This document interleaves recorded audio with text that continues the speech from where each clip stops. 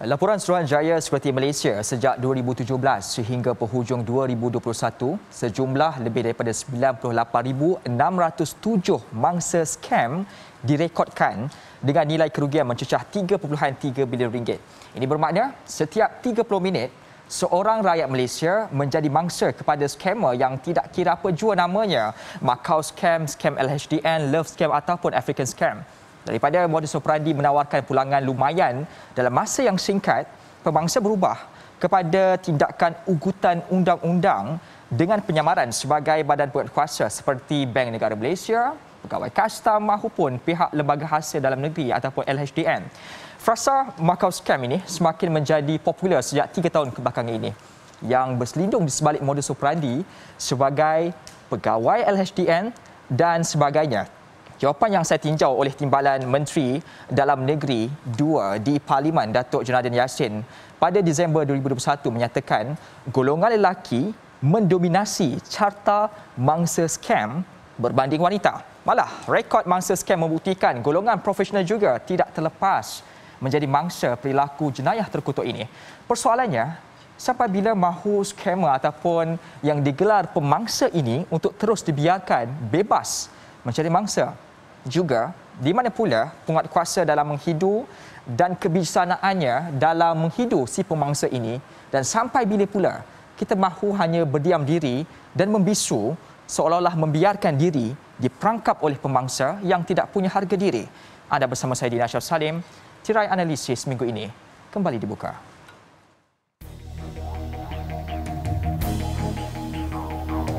Please, this is a serious issue. Bukan semua perkara yang dikatakan sebagai naluri itu adalah satu sebab untuk kita mengatakan ia benar.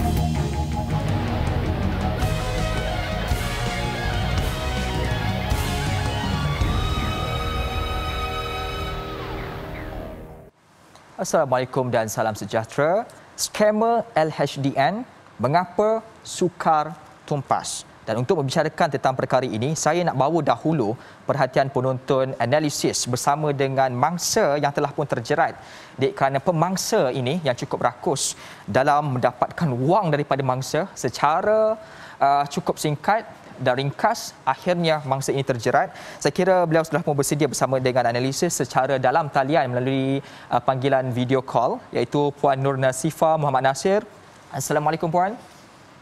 Waalaikumsalam. Terima kasih kerana sudi Puan bersama dalam analisis untuk petang ini, berkongsi pengalaman yang dialami oleh Puan sendiri. Puan, permulaan ini saya nak bertanya dahulu, bagaimana Puan boleh terjerat sebenarnya sebagai mangsa skam LHDN? Adakah melalui panggilan telefon, surat maupun email? Okey, bismillahirrahmanirrahim. Terima kasih kepada TV Al-Hijrah kerana menjemput saya. Saya kira ini adalah satu jihad untuk patras skam yang semakin berleluasa ini. Okey, minta kepada Tuan pengisi pada hari ini, saya telah skam melalui panggilan telefon. So di awal ketika dihubungi oleh skamer ataupun mangsa ini, ada syak wasangka ataupun ketika itu memang yakin ini adalah individu benar daripada institusi yang benar? Masa saya terima panggilan tu, saya memang tak syak lah pada skamer. Sebab dia macam ni kan. Saya confident lah untuk bercerita bagaimana saya telah terjebak atau telah diperdaya oleh skamer dulu. Pada Bismillahirrahmanirrahim, pada 7 hari bulan 3, 2021, saya telah menerima satu panggilan telefon yang menyamar sebagai seorang pegawai LHDN yang menyatakan bahawa saya ada satu tunggakan cukai yang belum dibayar atas nama syarikat AR Maju Trading. Jadi masa saya terkejut sebab saya tak pernah mendaftar syarikat atas nama AR Maju Trading. Masa itulah permulaan ceritanya lah. Saya panggilan tu. Jadi saya terkejut sebab saya menafikan lah. Saya tak ada pun daftar syarikat ni, saya tak menentukan. Dia kata, Puan, ni memang nama Puan, nama ni didaftarkan atas nama Puan di SSM Sawangan Kelantan pada sekian-sekian hari bulan dah diketahui. Jadi saya kata, memang saya cakap, saya menafikanlah sekarangnya. Saya kata, memang saya tak ada daftar syarikat. Saya kata, okey puan, saya rasa puan ni ada pihak ketiga yang telah menyalahgunakan maklumat pribadi puan untuk mendaftar syarikat ni. Jadi saya pun macam, terkejut lah. Jadi kata, kemudian dia tanya, puan pernah hilang IC tak? Cakap saya pernah hilang IC. Masa tu dah lama dah. Saya hilang IC di bus ekspres. Masa saya naik bus ekspres dari Kelantan ke Johor Bahru. Masa saya belajar di Besut Terengganu. Saya tertinggallah saya punya purse tu. Jadi cerita tu dia jadi macam betul. Sebab dia kata syarikat tu berdaftar di Kelantan. Kemudian saya pula ada hilang IC dekat bus ekspres. Jadi sebagai seorang mangsa, saya rasa macam betul. Masa tu lah. Jadi kalau tanya sekarang, saya kata macam tipu kan. Masa tu lah. Jadi permulaan ceritanya itulah track pertama atau perangkap pertama yang membawa kepada perangkap-perangkap yang seterusnya. Sehingga saya kerugian hampir RM9,000. Kerugian RM9,000 dan diperdaya di awal itu, jangka masa ketika dihubungi sehingga transaksi dilakukan, adakah dilakukan dalam masa 1 hari? Okey, dia macam ni ceritanya. Okey, saya ceritakan pengalaman saya ini dan saya bawakan juga bagaimana skamer ini merasionalkan keadaan supaya mangsa ni rasa macam betul. Okey, pertama dia kata, puan, ini adalah jenayah yang paling besar, dia kata, sebab ada orang guna maklumat peribadi puan untuk daftar syarikat lain. Jadi puan kena buat laporan polis dengan segera kerana puan punya bank account akan dibekukan oleh bank negara Malaysia sebab puan tak bayar tak bayar cukai lah. Syarikat ni tak bayar cukai walaupun syarikat tu bukan saya yang daftar. Jadi sekarang puan kena report polis yang pertama. Saya kata okey lah sebab kita tak salah kan. Okey lah saya kata. Jadi dia pun puan saya berikan maklumat tentang syarikat ni. Jadi puan report dekat polis semua tentang maklumat ni. Kemudian puan minta mereka hantar salinan ke Mahkamah Kota Baru dan juga Bank Negara Malaysia. Saya kata okeylah. Jadi untuk memudahkan puan, dia kata sekarang kita boleh buat laporan polis melalui telefon dan rakam. Dan rakaman itu boleh diterima pakai oleh Mahkamah Kota Baru dan juga Negara Malaysia. Okay, rasional yang kedua yang kita rasa macam betul sebab sekarang waktu COVID, so saya ingat macam okeylah report polis melalui rakaman kan. Dia kata okey, dia kata okey. Sekarang puan cari search IPK Kelantan, buat IPK Kelantan untuk elakkan puan ditipu. Okay, saya pun tengoklah phone, saya nak search, saya cakap dengan dia, saya tak boleh nak search, saya nak ikut sebab saya tengah bertelefon. Saya tak puan. Okey, seterusnya, nasional yang seterusnya. Kita akan sambungkan puan ke Telekom Malaysia. Telekom Malaysia akan bagi puan satu nombor telefon, puan kena salin nombor telefon ni. Jadi kalau puan terima panggilan, nombor yang tertera sama dengan nombor telefon yang puan salin, puan terus angkat kerana itu daripada IPK Kelantan. Okeylah, saya salin, dia call saya pukul 9.07, so dia letak dalam 10.47 terima satu panggilan. Saya terima panggilan, saya hello, saya daripada IPK Kelantan, Saja Azrin Syakab Ituji. Tolong bacakan, untuk mengelakkan penipuan, tolong bacakan nombor yang Telekom Malaysia bagi dengan nombor yang dekat perempuan tu sama tak? Kita sama lah, saya pun baca. Okey, betul dia kata. Baca nama dengan saya pun baca lah. Lepas tu dia kata, okey sekarang puan nak buat apa? Kita nak buat laporan. Tak apa. Okey, yang seterusnya, macam mana dibawa mangsa dia kata, puan, kalau puan nak buat report, rakaman dia perlu jelas. Puan tak boleh berada di, orang tak boleh di sekeliling puan, dia kata. Puan kena pergi tempat lain. So nampak tak? Masa tu kita tak sadar tu semua dia orang putih, tarik kita lah. Saya pun, saya kata okeylah, kita pun, saya masuk kat rumah mak, saya nak balik rumah saya sekejap lah. Kereta WhatsApp pergi kat saya dan kebetulan memang tak ada orang lah. Okey puan, boleh kita boleh mulakan rakaman telefon rakaman laporan kita. Saya pun cakaplah semua apa yang disuruh cakap, maklumat peribadi saya telah dilakukan oleh yang okey puan, dah selesai rakaman. Puan boleh dengar rakaman yang puan buat tadi. Dia pun pasang. Pasang, dengar, tapi dia sayup. Dia kata, puan dengar tak? Saya kata tak apa-apa dengar. Gini puan, tak apa.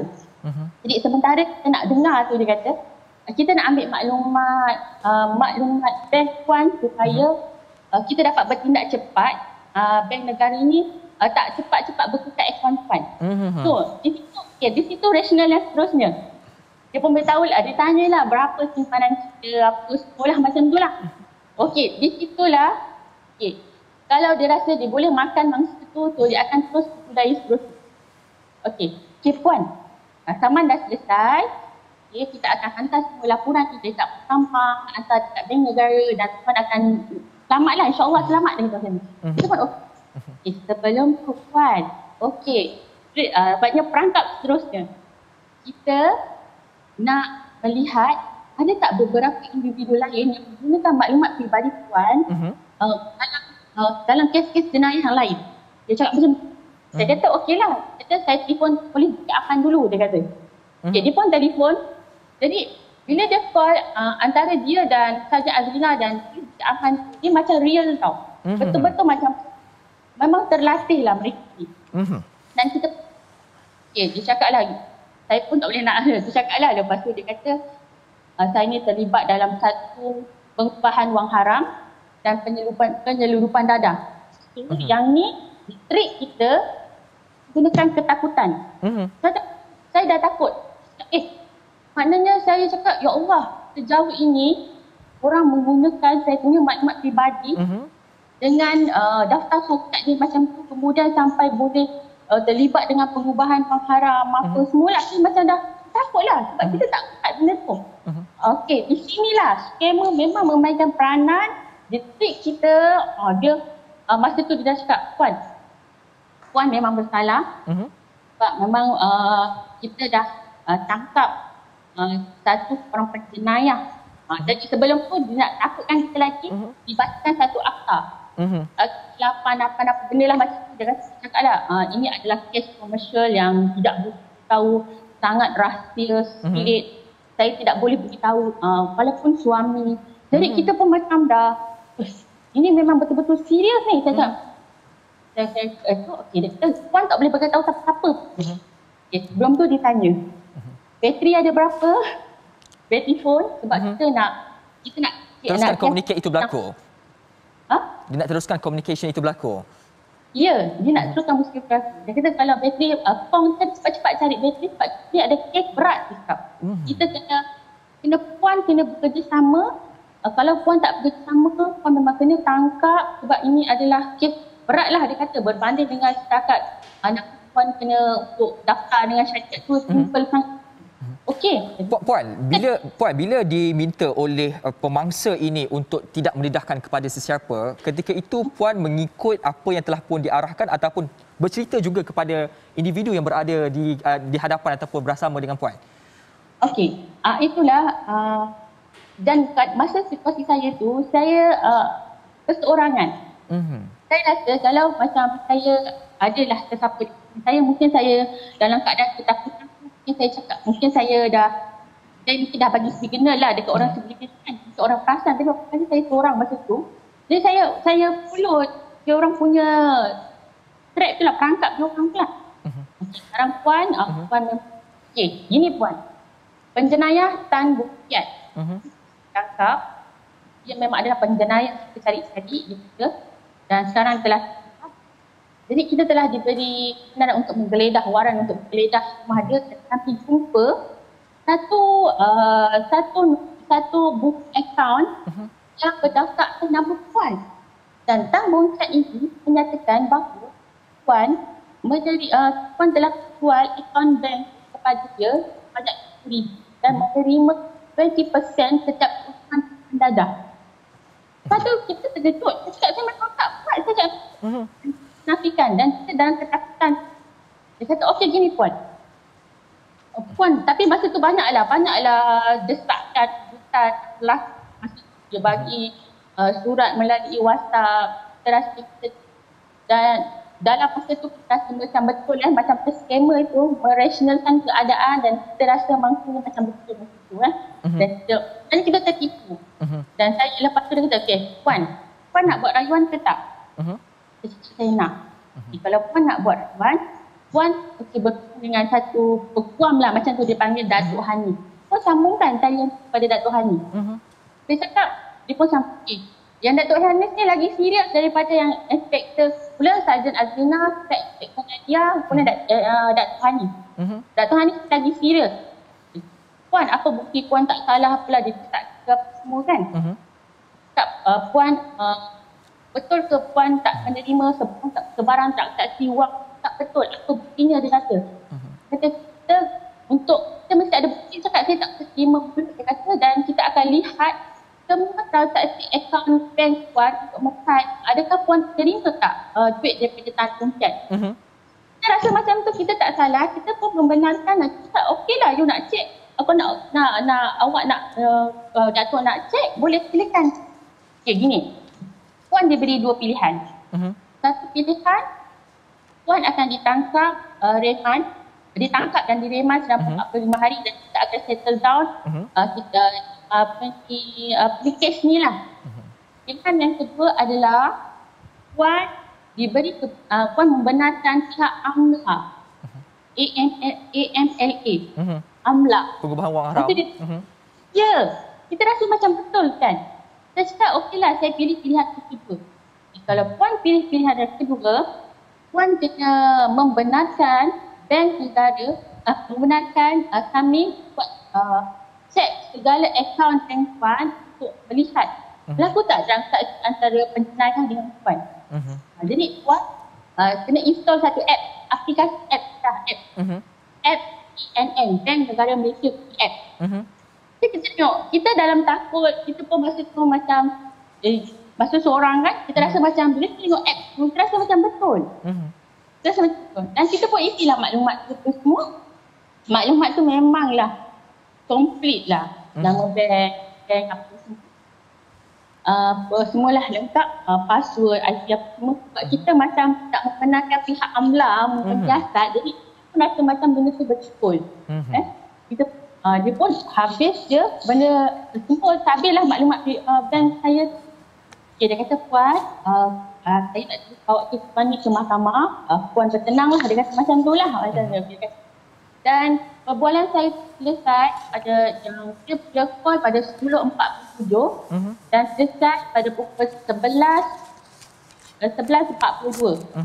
Hanya 3 orang individu saya bercakap lah, Sarjan Azrina, Inspektor Nadia, Datuk Hani tu lah yang menyapa semua tu lah, polis semua, Datuk semua tu lah.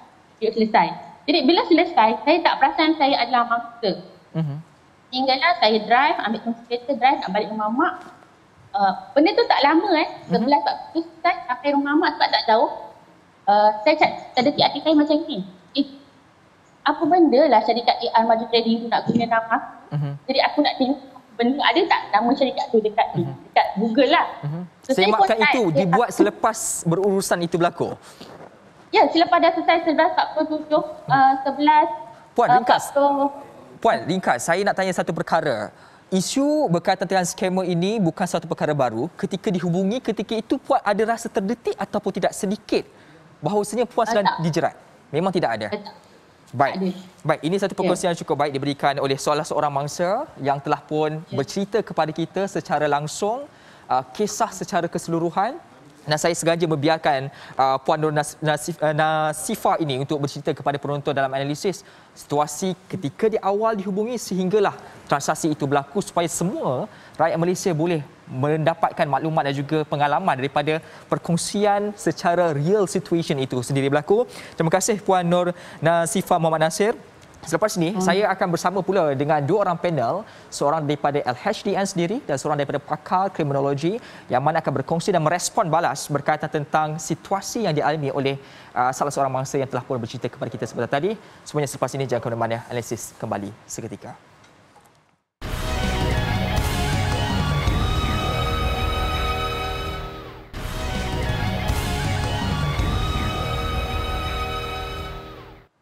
Kembali semula dalam analisis, kita masih lagi berbicara soal skamer LHDN. Saya masih lagi bersama dengan salah seorang mangsa yang telah pun terjerat kerana pemangsa yang cukup bijak memerangkap mangsa ini. Puan Sifa, tadi diceritakan cukup panjang lebar bagaimana daripada keadaan merasionalkan pemikiran puan sehingga terjerat kepada pemangsa ini.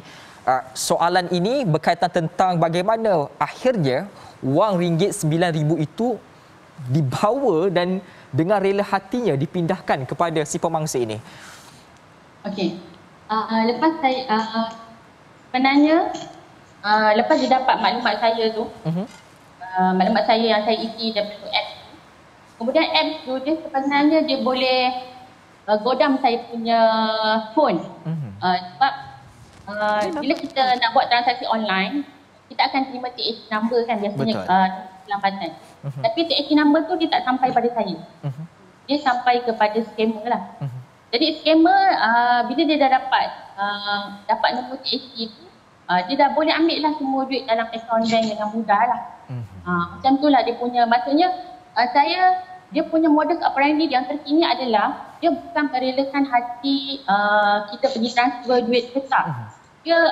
Dia take kita, dia perdayakan kita untuk isi maklumat dan dia download app tu sehingga boleh godam kita punya handphone dan ambil kita punya duit.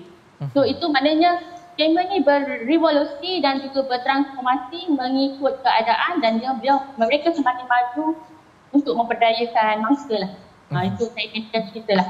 Akhirnya kemajuan teknologi itu yang kita sangka-sangkakan boleh memberi manfaat kepada kita juga boleh memerangkap kita akhirnya. Baik, terima kasih kepada Puan Nur Sifa. Muhammad Nasir, saya nak berbalik terus kepada dua orang panel di studio yang saya kira tidak sabar untuk memberi respon balas berkaitan tentang perkara ini. Saya perkenalkan dahulu dua orang ahli panel bersama saya di studio pada waktu ketika ini. Pertama sekali itu Profesor Maja Dr. Gershina Ayu Mat Saad, seorang pakar kriminologi dan juga psikologi daripada Universiti Sains Malaysia. Assalamualaikum Dr. Terima kasih. Juga bersama dengan saya itu Encik Saidul Sahri Al-Kamal, merupakan Ketua Penolong Pengarah bagi Lembaga Hasil Dalam Negeri LHDN. Terima kasih Encik Saidul bersama dengan saya. Pertama ini saya nak bersama dengan Encik Saidul dulu. Respon balas berkaitan tentang pengalaman yang dialami, mimpi ngeri yang dialami salah seorang mangsa telah pun bersama dengan kita tadi. Adakah ini kisah-kisah biasa yang sering kali diadukan kepada LHDN? Okey, terima kasih Dini atas soalan tu. Pertama sekali terima kasih TV Al-Hijrah kerana menjemput Lembaga Hasil Dalam Negeri Malaysia untuk kita menceritakan di pihak lembaga hasil. Ini yang sebenar, bukan skamer. Jadi dalam penceritaan Puan Nasifah tadi, keyword dia yang saya nampak adalah merasionalkan keadaan. Jadi apabila mangsa menerima panggilan telefon dan juga diberikan maklumat-maklumat bahawa berlaku penipuan dan juga namanya telah disalahguna, walaupun dia tidak ada nombor cukai sekalipun. Jadi dia punya cerita yang diberitahu kepada mangsa tadi adalah namanya telah disalahguna. Jadi sebenarnya tak sampai pun kat Lembaga Hasil Dalam Negeri Malaysia. Maklumat tu direka cipta supaya mangsa tu jadi takut. Jadi bila Puan Nasifah ceritakan step by step daripada lembaga hasil, kemudian ke polis, kemudian ke Bukit Aman, kemudian ke lawyer. Jadi saya rasa cerita ni amat menarik sebab dalam satu panggilan telefon dia boleh sampai ke semua agensi. Betul. Selalunya kita jaranglah dengar cerita macam ni. Jadi skamer ni berjaya merasionalkan keadaan apabila Puan Nasifah dalam keadaan ketakutan, yang mana dirasionalkan punca dia sebab dia hilang kad pengenalan. Jadi nama dia digunakan oleh syarikat, kemudian disalahgunakan oleh di bawah akta amla, ada penjenayah menggunakan. Jadi saya rasa skamer ni amat bijak merasionalkan keadaan tu supaya mangsa jadi takut. Kemudian mangsa akan menyerahkan semua maklumat. Yang kedua saya tengok yang menariknya adalah aplikasi apps yang diperkenalkan oleh skamer yang membolehkan skamer mendapat semua maklumat maklumat mangsa dengan cepat, nombor akaun bank dan segalanya. That's why bila berlaku transaksi, nombor TAC ataupun OTP yang sepatutnya sampai kepada Puan Sifa tadi sampai kepada scammer untuk dia membuat transaksi secara dalam talian perbankan, ditransferkan duit itu kepada orang lain. Dalam kebanyakan kes yang diadukan kepada LHDN, ini perkara biasa dia Ini perkara biasa. SOP-nya sama. SOP-nya sama. SOP-nya Untuk makluman, sama. saya pun dapat panggilan yang sama.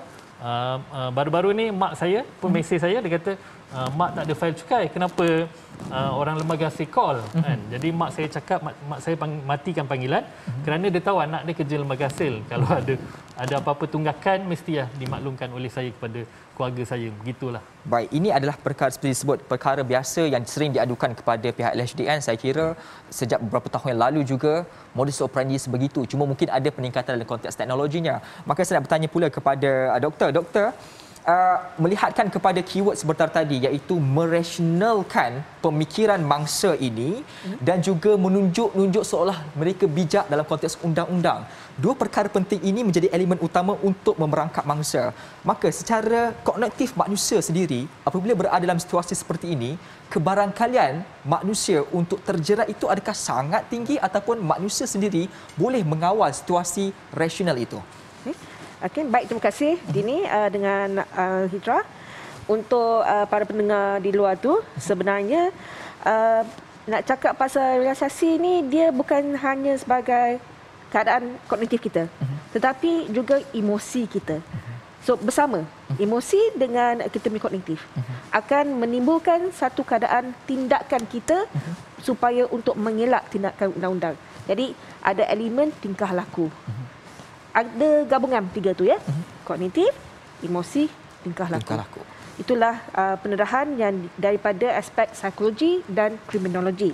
Sebelum saya menjawab soalan dengan lebih mendalam ya, saya ingin mengambil peluang untuk memerihalkan maklumat asas mengenai skam ataupun penipuan ni. Selain daripada skam percintaan, love scam dan pinjaman, penipuan yang berlaku di Malaysia termasuk penipuan bayi tanpa kerakyatan dan pengambilan anak angkat. Penipuan pelancongan, haji dan umrah, kesihatan, harta benda, perkahwinan, saham, pelaburan, penipuan cepat kaya. Memang sangat banyak. Dia bergantung kepada kreativiti penjenayah, bukan kebijaksanaan. Kerana tim saya di Sains Forensik, Pusat Pengajian Sains Kesihatan USM di Kelantan, ya, bukan di Penang, kami banyak buat pendidikan dari tahun 2000 lagi dalam bidang mengenai penjenayah ni lah, khususnya penipuan.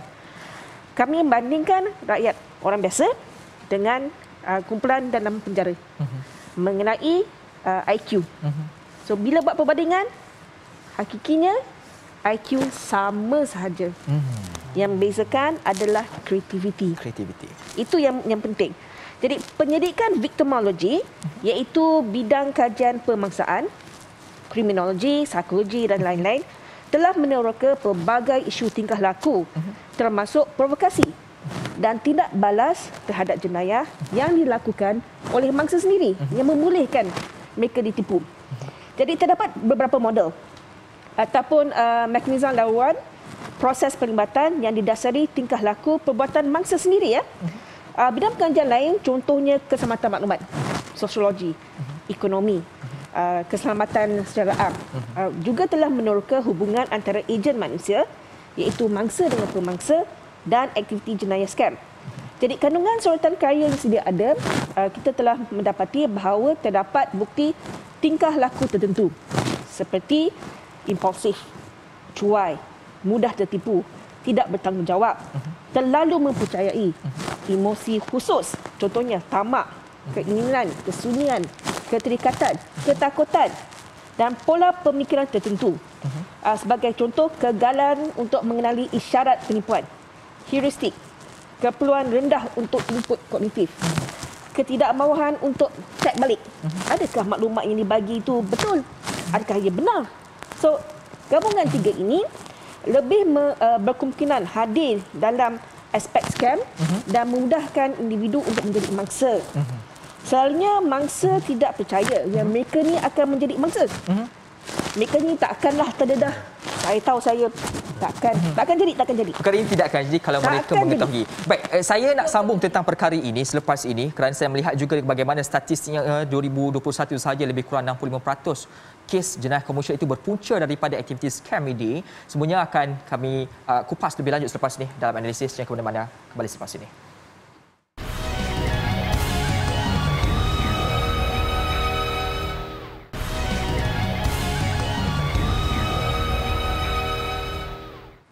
Kembali semula dalam analisis, Dr. Genish, berkaitan tentang kajian dibuat sebentar tadi, menilai soal kebijaksanaan ataupun kreativiti itu. Bagaimana hasil dapatannya tadi?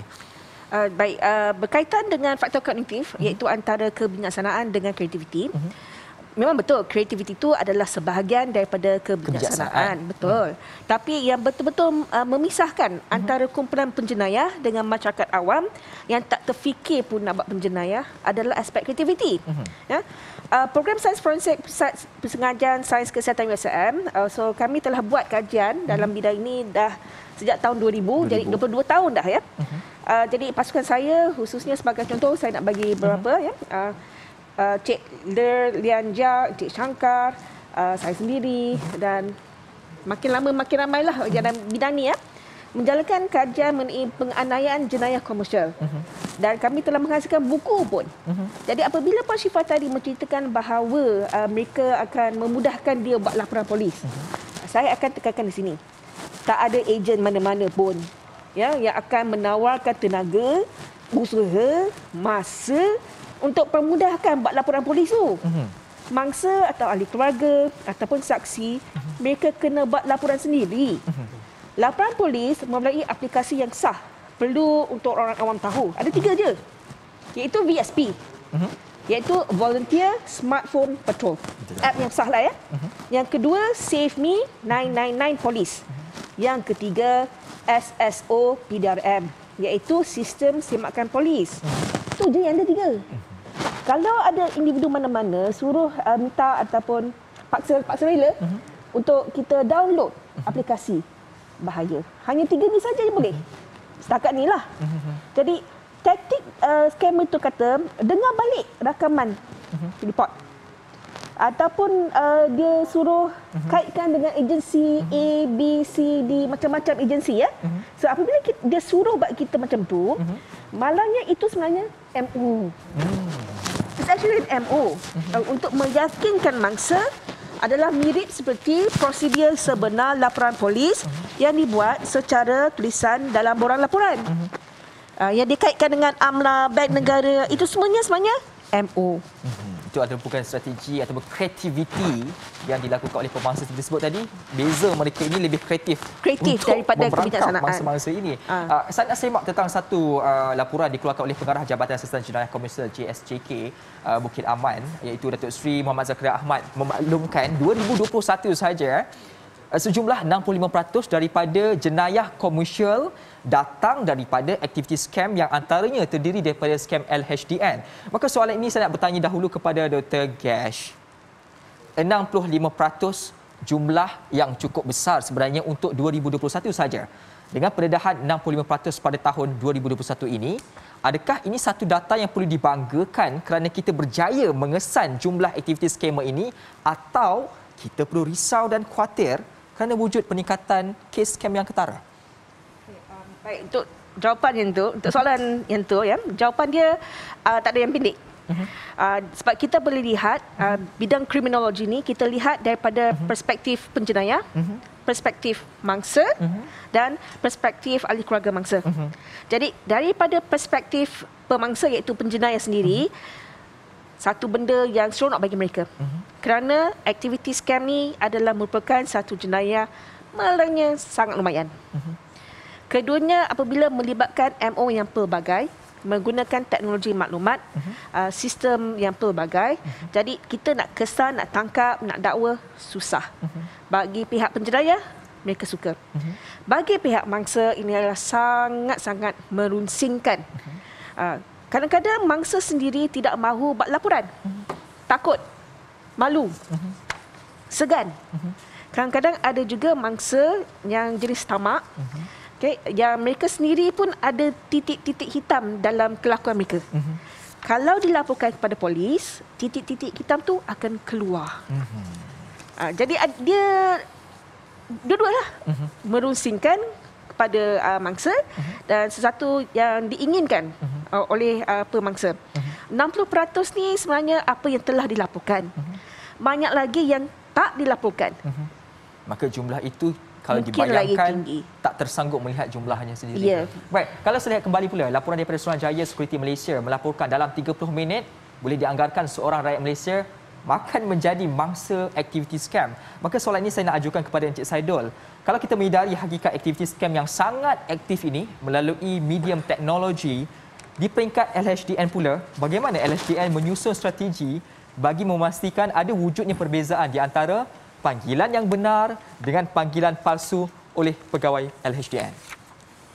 Okay, pertama sekali saya ingin maklumkanlah bahawa di lembaga hasil dalam negeri Malaysia kita ada cara untuk berhubung dengan pembayar cukai. Saya kongsikan 3 saluran yang kita biasa gunakanlah. Yang pertama adalah panggilan telefon. Yang kedua adalah melalui email dan yang ketiga adalah melalui surat.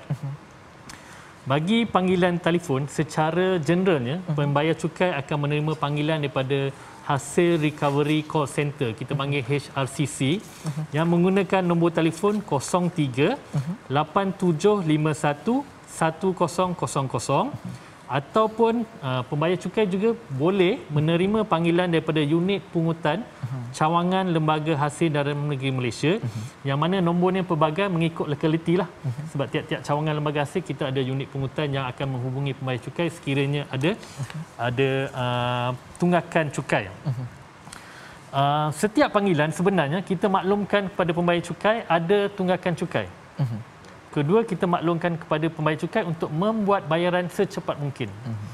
Ketiga, kita maklumkan pembayar cukai supaya hadir ke pejabat untuk perbincangan sekiranya tiada kemampuan untuk membuat bayaran. Jadi, LHDN tidak akan sama sekali meminta sebarang maklumat peribadi melalui telefon. Ada kes di mana saya dimaklumkan oleh sahabat saya, panggilan seperti mana yang tadi berlaku. Skamer telefon, kemudian skamer menggunakan mesin automatik memaklumkan bahawa ada tunggakan cukai. Kemudian bila tekan kosong akan disambungkan kepada pegawai. Jadi dia tekan kosong, pegawai tu skamer tu cakap, "Ya cik, boleh saya bantu?" Jadi kawan saya kata, "Awak yang call saya, kenapa saya nak bantu awak kan?" Jadi kawan saya kata, "Apakah tunggakan cukai atau apakah yang saya perlu buat?"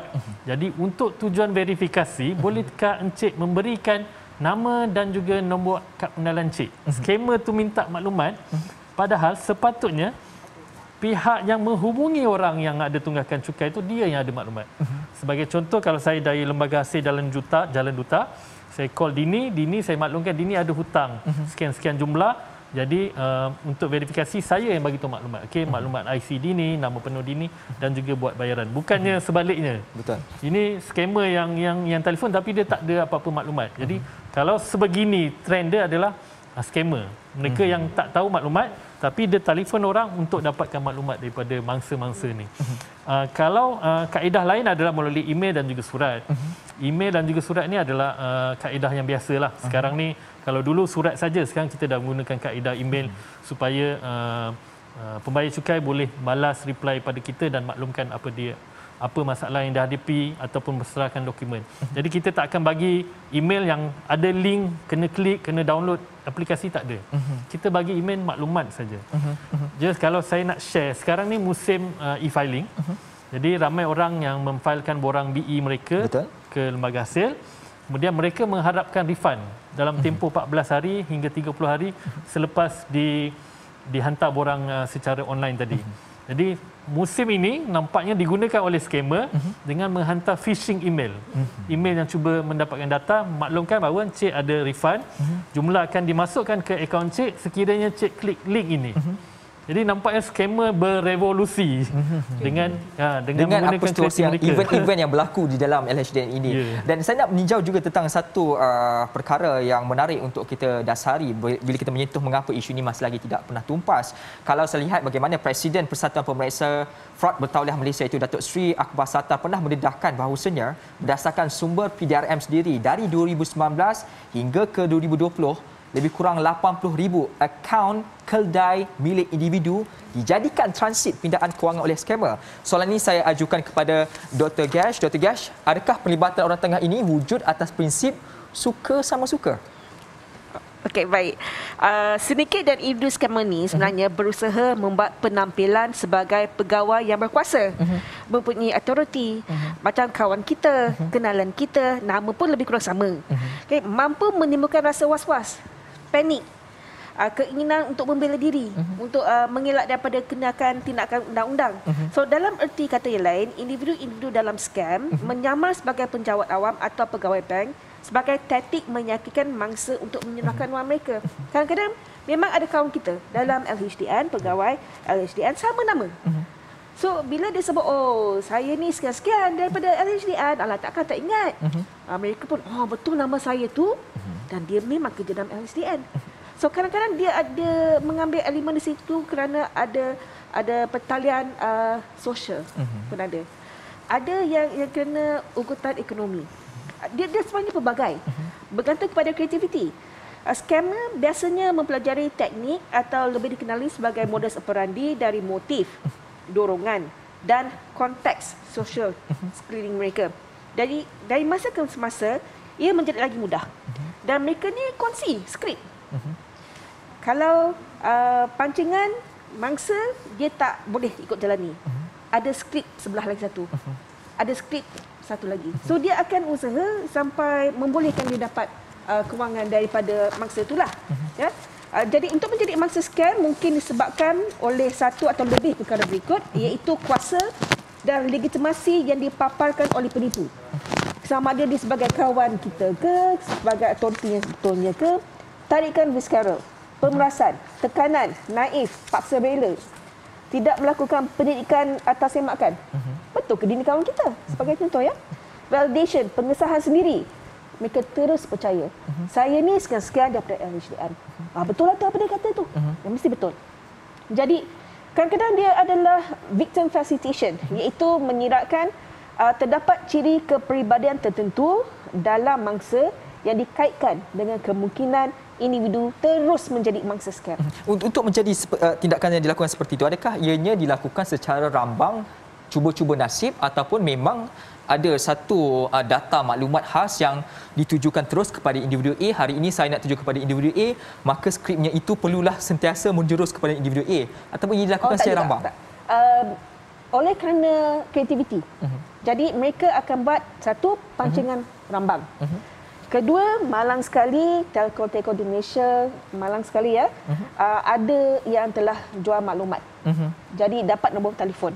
So sama ada dia akan telefon orang secara rambang ataupun sudah ada satu sinarai. Dan dia akan ikutlah. Hari ini saya nak buat 100 panggilan. Tengoklah mana yang kena. So mereka buat bukan sahaja melalui panggilan, WhatsApp pun boleh ataupun recorded message. Baik. Apa pun boleh. Jual maklumat ini, selepas ini saya akan meninjau lebih dalam lagi berkaitan tentang kebocoran maklumat. Semuanya saya akan tanya kepada dua individu di pentas analisis ini. Jangan ke mana-mana, kita nak berehat seketika. Kembali selepas ini.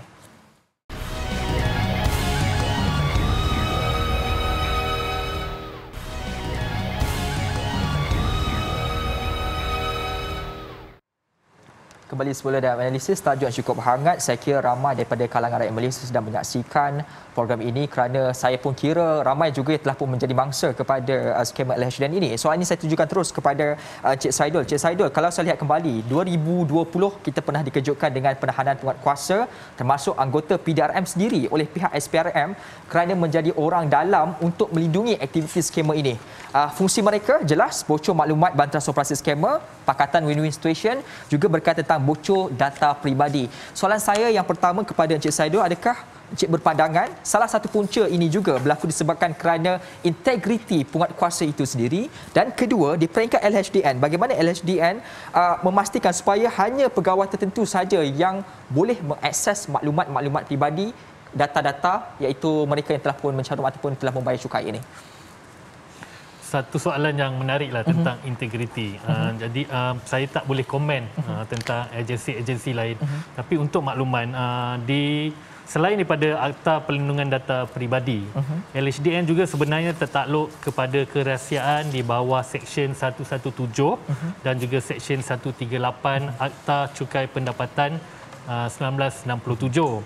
Dalam peruntukan tersebut, maklumat pembayar cukai merupakan classified material atau bahan terkelas di mana pegawai LHDN dilarang daripada berkongsi ataupun memberi sebarang maklumat pembayar cukai kepada orang lain ataupun membenarkan orang lain mempunyai akses kepada bahan terkelas ini. Bahan terkelas ini bermaksud apa-apa jenis penyata atau dokumen bagi maksud Akta Cukai Pendapatan dan berkaitan dengan pendapatan seseorang individu, perkongsian ataupun syarikat. Bukan itu saja, bahan terkelas ini juga adalah apa-apa maklumat yang boleh dicapai oleh orang tertentu yang mempunyai kuasa. Jadi sekatan untuk akses kepada maklumat itu adalah berdasarkan pangkat, jawatan dan sebagainya lah. Dan jika pegawai lembaga hasil didapati bersalah, mereka boleh disabitkan kesalahan kerana gagal menyelia maklumat pembayar cukai. Seseorang pegawai itu boleh dikenakan denda tidak melebihi RM4,000 ataupun dipenjarakan tidak lebih dari setahun ataupun kedua-duanya sekali.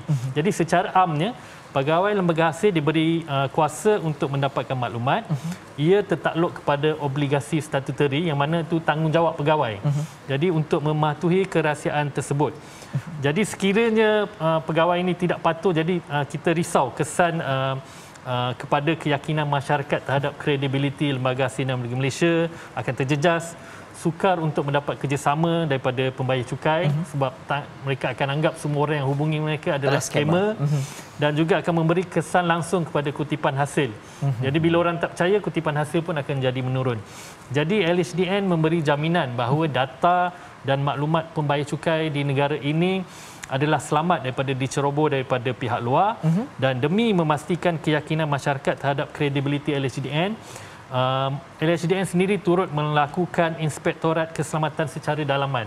Jadi secara rutin di antara ini nak memastikan dalaman, supaya integriti dalam kalangan pegawai LHDN sendiri berada dalam keadaan yang terbaik. Betul. Dan ini saya nak bertanya pula kepada doktor, kalau saya lihat kembali bagaimana pengarah urusan dan ketua editor E-Security dan Privacy Channel, Profesor Madya Kolonel Bersara Datuk Dr. Hussein Jazri berkata, sedikit berkaitan jenayah cyber ini sendiri dilihat semakin kreatif saban tahun. Malah kita dengar sendiri bagaimana hebatnya wujudnya aplikasi yang boleh terus menggodam segala-galanya. Maka satu persoalan yang timbul, si pemangsa ini sudah cukup kreatif. Jadi mereka yang menangkap pemangsa dan juga yang menjadi mangsa ini, adakah kita juga kreatif? Okey. Mengenai kreativiti itu terpulang kepada individu lah. Okay, sebab tahap kreativiti seseorang adalah berbeza. Nak katakan supaya semua pegawai LHDN, penguatkuasa perlu kreatif, tak juga. Kerana satu, dia bukan satu sifat yang semula jadi. Maksud saya semua orang wajib ada kreativiti. Tak juga. Sebab kadang-kadang ada tugasan yang tak perlu kreativiti. Dia kena kebijaksanaan. Ya, so mereka ada tahap-tahap dia. Sekarang ni program Forensic Science ni kami buat pemprofilan.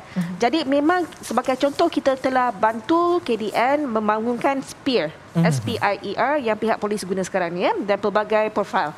So dalam tu aspek kreativiti kita tidak tekankan sangat kerana kita lebih kepada keinginan untuk menegakkan keadilan, untuk memerangi penjenayah. So kemungkinan kita kena kemaskinilah masukkan elemen kreativiti di situ. Sebab apabila kami buat profil tu, pengurusan dia bukan pada kreativiti. Cuma apa yang boleh dilakukan ya oleh orang awam kalau mereka terima maklumat ini, mereka kena menggunakan akal sendiri lah ya. Sebagai contoh, penyelidikan kematangan pemikiran, pengetahuan, tahap kesedaran, logik. Jadi ini semua boleh dimasukkan dalam pihak berkuasa untuk menunjukkan mereka ni sebenarnya adalah lebih, dalam kata lain, lebih pandai lah. Kerana kepandaian itu boleh lebih tinggi daripada kreativiti seseorang tu. Sebagai contoh, pengetahuan mengenai penipuan. Pihak kuasa, orang awam perlu tahu apakah kategori penipuan, bagaimana MO penipuan. Yang keduanya, tahap kerjasama yang diberikan kepada scam itu sendiri. Kalau si scammer tu dah mula start macam-macam skrip dan sebagainya, scam mangsa tu dia kena tahulah ini scam ke tak scam. Saya nak meneruskan saja ke? Nak dengar lagi ke? Sebab pada setiap masa apabila scam itu berjalan, mangsa mempunyai peluang untuk tutup je phone. Kenapa nak kena teruskan? Lagi lama dia meneruskan, berarti lagi banyaklah membuka ruang untuk peluang dan kerjasama. Baik, menutup perbincangan kita, ini satu tajuk yang saya kira tidak cukup kalau 1 jam untuk kita berdiskusi kerana kesnya juga tinggi, banyak kreativiti itu juga perlu kita meninjau secara menyeluruh. Cuma di penghujung ini sebagai merangkumkan perbincangan kita, kedua-duanya kita bergerak ke hadapan dan kita perlu bijaksana dan lebih kreatif jugalah berbanding dengan penjenayah ini.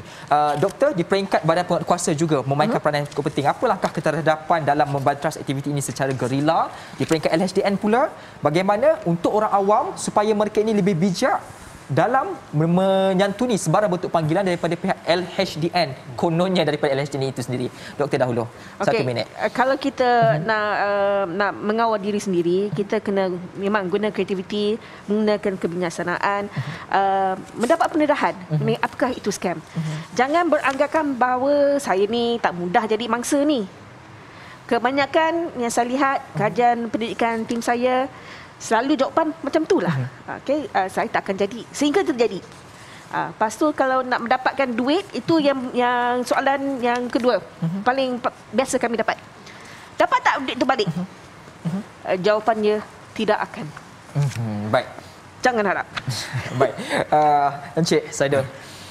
Okey, Lembaga Hasil dan Bagi Malaysia sentiasa berusaha. Kita berusaha memastikan keselamatan masyarakat agar tidak tertipu dengan skema. Jadi kita dari masa ke semasa sentiasa mengeluarkan kenyataan media dan juga memberi peringatan, mengeluarkan infografik, mengadakan sesi perkongsian di televisyen dan juga di radio, dan juga menyampaikan maklumat dengan kerjasama agensi seperti SKNM dan juga polis. Dan suka saya kongsikan bahawa sekiranya ada menerima panggilan daripada Lembaga Hasil dan Bagi Malaysia, lembaga tak kiralah skamer ataupun yang betul. Yang pertama sekali buat pengesahan. Buat pengesahan dengan menelefon ke Hasil Care Line di nombor telefon kita 03 8911 1000 atau sekiranya pembayar cukai daripada luar negara boleh dial ke 603 8911 1100. Mudah je. Ada terima panggilan daripada lembaga hasil yang betul atau skema, buat semakan dahulu. Kita tak marah kalau taxpayer letak telefon dulu untuk buat semakan. Kita akan telefon semula. Ini satu nasihat yang cukup berguna. Semak dahulu, barulah teruskan perbincangan ataupun hubungan daripada telefon bimbit itu sendiri yang dilakukan antara mereka yang menelefon ataupun mereka yang sedang menerima panggilan tersebut. Baik, terima kasih diucapkan kepada kedua panel, iaitu Profesor Madya Dr. Gershina Ayumat Saad, juga Encik Saidul Sahri Al-Kamal. Baiklah saudara, sejak 10 tahun lalu, pelbagai sebenarnya kempen telah pun dilaksanakan bagi tujuan untuk mewujudkan kesedaran awam bagi memerangi jenayah penipuan scam ini. Namakan apa sahaja jenis kempen sekalipun, baik daripada kempen anti-scam, hashtag tak nak scam, malahan kemarin saja di peringkat KDN sendiri telah pun melancarkan satu kempen Kita Demi Negara bertujuan untuk memerangi isu jenayah di negara ini. Semuanya dilancar secara sepadu melalui pelbagai agensi dan juga peringkat institusi. Namun, semua kempen kesedaran ini tiada erti sekiranya kita sendiri lupa untuk menjadi pengguna yang bijaksana. Jenayah ada di mana-mana sahaja. Kini, yang namanya penguatkuasa dan diri sendiri perlu punya kesedaran yang tinggi dan membantras dengan padu. Prinsip due diligence, semak dan semak dan semak, perlu menjadi practicality dan jangan pernah berhenti. Saya Dini Ashraf Salim menutup tirai analisis minggu ini. Selamat petang Malaysia.